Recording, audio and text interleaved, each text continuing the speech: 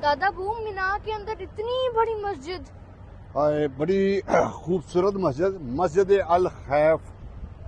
मैं बताता हूँ इसके मुतालिक। सबसे पहले ये देखो कितना खूबसूरत खेमे लग रहे हैं, मेहमानों के लिए कितने खूबसूरत खेमे लग रहे हैं।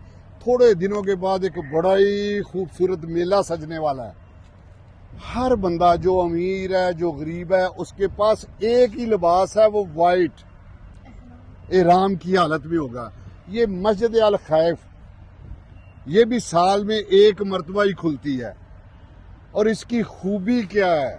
अल्हम्दुलिल्लाह, जब मेरे प्यारे करीम आका सल्लल्लाहु अलैहि वसल्लम ने हज किया तो इस जगह पे प्यारे करीम आका सल्लल्लाहु अलैहि वसल्लम का खेमा नस्ब था।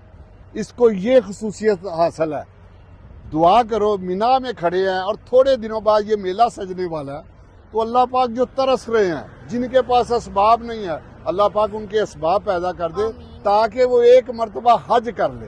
बार बार के दिल तो करता है, बार बार जो एक मरतबा आ जाता है ना, अल्लाह जानता है। जिसने नहीं देखा मामला तो और, जब देख लेता है तो मामला तो और। अब जब आपने देख लिया है तो दिल करता है ना दोबारा फिर आया जाएगा।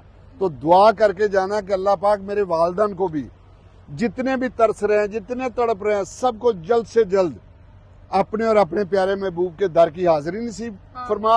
और ये जो हम पे हज फर्ज है, अल्लाह पाक इसे अदा करने की तौफीक अता फरमा। अल्लाह पाक सबको अपनी हिफ्ज़ो अमान में रखे। आमीन।